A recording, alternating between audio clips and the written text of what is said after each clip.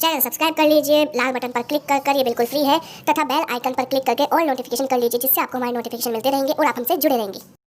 Hello friends, welcome है आपका। आज हम देखेंगे जीके के 10 बहुत इंपॉर्टेंट क्वेश्चन जो हर कंपटीशन एग्जाम में पूछे जाते हैं। तो आप अपना आंसर बता सकते हैं कमेंट कर या फिर जब आपके क्वेश्चंस टोटल हो जाएंगे 10 में से आप बता सकते हैं आप कितने सही थे। और ऐसे और इंपॉर्टेंट जीके क्वेश्चंस वीडियोस के लिए आप हमारा चैनल सब्सक्राइब कर सकते हैं और बेल आइकन ऑन कर सकते हैं, जिससे हर नोटिफिकेशन आपको मिल जाएगा। तो चलते हैं क्वेश्चंस की तरफ। तो आपका आज का पहला क्वेश्चन है, राज्यपाल की नियुक्ति संविधान के किस अनुच्छेद द्वारा की जाती है? यानी राज्यपाल की नियुक्ति संविधान के किस अनुच्छेद के तहत की जाती है? तो आपके ऑप्शंस हैं, ए है अनुच्छेद 153, दूसरा अनुच्छेद 154, तीसरा अनुच्छेद 155 और चौथा अनुच्छेद 156। तो आपने आंसर सोच लिया होगा, तो चलते हैं आंसर की तरफ। तो आपका आंसर हो जाएगा ऑप्शन नंबर सी, अनुच्छेद 155। तो ये क्वेश्चंस बहुत ही आसान है और हर एग्जाम में आपसे पूछे जाते हैं अगर आपका जीके का ज्ञान आता है हर एग्जाम के अंदर। तो नेक्स्ट क्वेश्चन की तरफ जाते हैं। नेक्स्ट क्वेश्चन है आपका, संविधान का कौन सा अनुच्छेद राज्य मंत्रिपरिषद का गठन का प्रावधान करता है? यानी संविधान के कौन से अनुच्छेद के तहत जो राज्य मंत्रिपरिषद है उसका गठन किया जाता है? तो आपका फर्स्ट ऑप्शन है अनुच्छेद 165, दूसरा अनुच्छेद 163, तीसरा अनुच्छेद 167 और चौथा अनुच्छेद 166। तो आपने आंसर सोच लिया होगा, तो चलते हैं आंसर की तरफ। तो आपका आंसर हो जाएगा ऑप्शन नंबर बी, यानी आपका अनुच्छेद 163। तो चलते हैं तीसरे क्वेश्चन की तरफ। आप अपने आंसर्स बता सकते हैं कमेंट कर या फिर लास्ट में बता सकते हैं आपके 10 में से कितने क्वेश्चन सही हुए। तो आपका नेक्स्ट क्वेश्चन है, राज्यपाल की नियुक्ति कौन करता है? जो राज्यपाल होता है, हर राज्य का एक एक राज्यपाल होता है, तो उसकी नियुक्ति कौन करता है? तो राज्यपाल की नियुक्ति में आपके ऑप्शंस हैं, पहला है राष्ट्रपति, दूसरा प्रधानमंत्री, तीसरा मुख्यमंत्री या फिर मुख्य न्यायाधीश। तो आपने आंसर सोच लिया होगा, तो चलते हैं आंसर की तरफ। तो आंसर हो जाएगा आपका ऑप्शन नंबर ए, राष्ट्रपति। नेक्स्ट क्वेश्चन, फोर्थ क्वेश्चन, निम्न में से कौन सी शक्तियाँ राष्ट्रपति के पास होती है जबकि राज्यपाल के पास नहीं होती? आपको इतना पता होगा कि राज्यपाल और राष्ट्रपति दोनों का निर्वाचन जो है, मतलब दोनों की जो उम्र लगभग समान होती है निर्वाचन में भाग लेने के लिए। तो हम क्वेश्चन की तरफ आते हैं, तो कौन सी ऐसी शक्तियाँ हैं जो राज्यपाल के पास नहीं होती जबकि राष्ट्रपति के पास होती हैं? तो आपके ऑप्शन से आपातकालीन, दूसरा सैनिक, राजनयिक या फिर तीनों ही।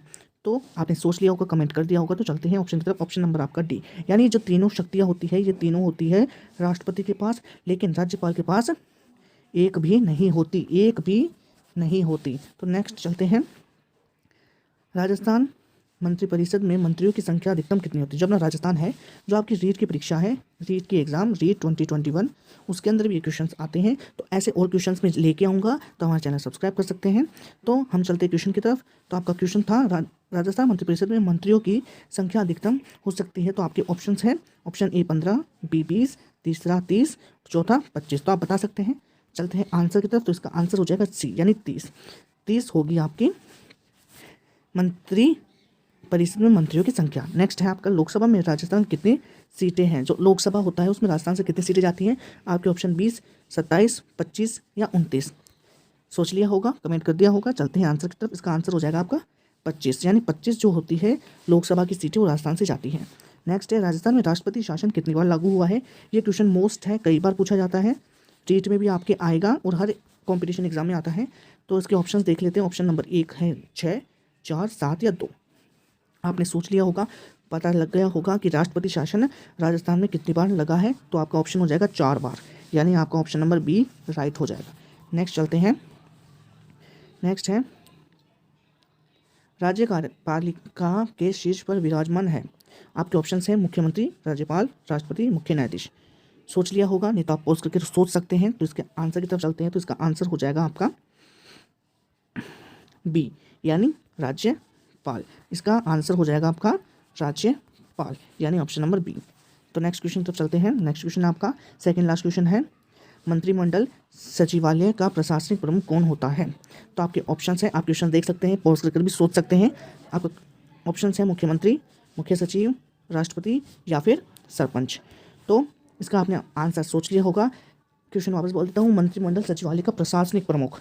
तो इसका आंसर आपका हो जाएगा मुख्य सचिव, यानी ऑप्शन नंबर बी आपका राइट आंसर हो जाएगा। नेक्स्ट की तरफ चलते हैं, मंत्रिमंडल सचिवालय का राजनीतिक प्रमुख। अक्सर जो अभ्यर्थी है वो इन दोनों क्वेश्चन में कंफ्यूज हो जाता है। मंत्रिमंडल सचिवालय का राजनीतिक और प्रशासनिक, तो आपका प्रशासनिक तो हो जाएगा मुख्य